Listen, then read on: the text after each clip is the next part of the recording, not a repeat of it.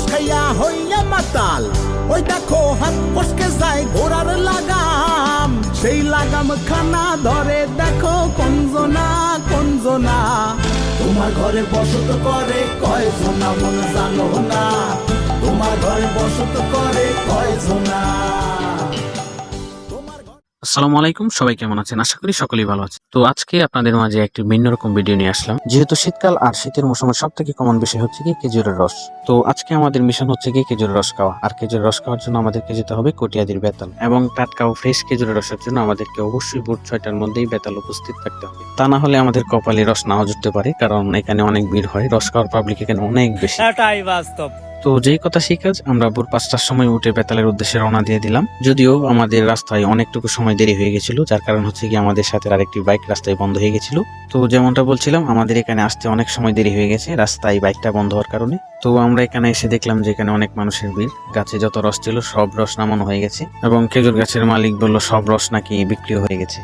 যদিও আমরা এটা শুনে অবাক হয়নি, কারণ এটাই হওয়ার কথা ছিল। এখানে একটু দেরি করে আসলে রস পাওয়াটা বেশ কষ্টসাধ্য ব্যাপার। দেখতেই পাচ্ছেন এখানে এত সকালে আসার পরও কি পরিমাণ মানুষের ভিড়। তো আরো অনেক মানুষ ছিল, তারা অলরেডি রস খেয়ে চলে গেছে। এইদিকে আমি হাঁটতেছি আর খুঁজতেছি চাতক পাখির মতন খেজুরের রসওয়ালা গাছওয়ালা যেটাই বলেন না কেন। এদিক দিয়ে আমি খুঁজতেছি আর অন্য দিক দিয়ে আমার বাকি 4 বন্ধু খুঁজতেছে। দেখা যাক আজকে রসের সন্ধান পাই কিনা। তো অবশেষে অনেক খোঁজাখুঁজির পর একজন চাচাকে পেলাম, যিনি কিনা আমাদেরকে রস নামিয়ে দিতে রাজি হয়েছেন, কিন্তু এখনই নামাবেন না, কারণ উনি নাকি কিছুক্ষণ আগেই রস নামিয়ে আবার নতুন করে লাগিয়ে আসছেন। তো উনি আমাদেরকে আরো অপেক্ষা করতে বললেন রস জমার জন্য। উনি বললেন আমাদেরকে আরো কমপক্ষে 1.5 থেকে 2 ঘন্টা পর্যন্ত অপেক্ষা করতে হবে নতুন করে রস জমার জন্য। তো কি আর করার, আসছে যেহেতু আজকে রস খেয়ে যেতে হবে, অপেক্ষা করা ছাড়া আর কোনো উপায় নেই। আজকে এই তীব্র শীতের মধ্যে তো আর বারবার আসা যাবে না, তাই আজকে যেভাবে হোক রস খেয়ে যেতে হবে। তাই আমরা অপেক্ষাই করবো, কোনো সমস্যা নেই। অপেক্ষার ফল নাকি মিষ্টি, তাই আজকে দেখবো খেজুরের রস অপেক্ষার পর কতটুকু মিষ্টি হয়। তো অবশেষে দীর্ঘক্ষণ অপেক্ষার পর আমরা চাচাকে তার বাড়ি থেকে ডেকে আনলাম প্রায় 9:30 নাগাদ। চাচা তার ছোট ছেলেকে সাথে নিয়ে চলে আসলেন, কারণ উনি নাকি সকাল থেকে গাছে উঠতে ক্লান্ত হয়ে গেছেন, তাই ওনার ছোট ছেলেকে গাছে উঠাবেন। দেখলাম যে চাচার ছেলে গাছে ওঠাই বেশ পারদর্শী, সাই করে গাছের উপর উঠে। আর এই গাছটি হচ্ছে বেতাল বাজারের আশেপাশের সব থেকে উঁচু এবং বড় গাছ। এই গাছটি থেকে অন্য গাছগুলো তুলনামূলকভাবে অনেক ছোট, যার কারণে অন্য গাছগুলো থেকে রস পড়া সহজ হলেও এই গাছটি থেকে রস পড়া বেশ কঠিন এবং কষ্টসাধ্য ব্যাপার। ঠিক এমনটাই বলছিলেন গাছের মালিক, যিনি ওই চাচা।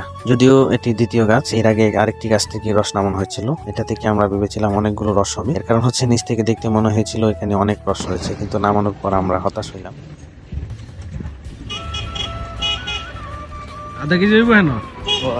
তো হতাশ হলেও কিছু করার নেই, কারণ আজকে আমাদের জন্য রস পাওয়াটাই বেশ কষ্টসাধ্য ব্যাপার। আজকের জন্য এতটুকুই যথেষ্ট, কারণ কমপক্ষে তো রসের স্বাদটুকু নিতে পারবো। তো 2টি গাছ থেকে রস নামানো হয়েছিল। আগের গাছটিতে একটু বেশি রস হয়েছিল, আমরা আশা করেছিলাম এই গাছটিতে একটু বেশি রস হবে, যেহেতু গাছটি একটু বড়। কিন্তু না, গাছ বড় হলেও ভিতরে মাল কম, এটা থেকে রস অনেক কম হয়েছে। যাই হোক, আমাদের সেই বহুল প্রতীক্ষিত রস এখন খাওয়ার পালা। তো প্রথমেই খাওয়া শুরু করলো আমাদের কাদক বন্ধু রাতুল। তারপর একে একে পর্যায়ক্রমে আমরা রসের স্বাদ গ্রহণ করলাম। তো এখানে রস হয়েছিল প্রায় 1.5 লিটারের মতন, আর আমরা ছিলাম 5 জন। আমরা 5 জন মিলে 1.5 লিটার রস খেয়েছিলাম। অবশেষে আমরা রসের স্বাদ গ্রহণ করতে পেরেছি, এটাই অনেক আজকের জন্য। আর এখানে সব থেকে বেশি যে বিষয়টা ভালো লেগেছিল, তারা খেজুর গাছে খুব সুন্দর করে ডেকে রেখেছিল, যাতে কোনো বাদর বা পাখি এখানে বসতে না পারে। তো আজকে এখান পর্যন্তই, এখন বাড়ি ফেরার পালা। আর আজকের দিনটা প্রচন্ড কুয়াশাচ্ছন্ন, যার কারণে সামনে স্পষ্টভাবে এখনো কিছু দেখা যাচ্ছে না। এতক্ষণ সাথে থাকার জন্য ধন্যবাদ। সকলেই ভালো থাকবেন। আল্লাহ হাফেজ।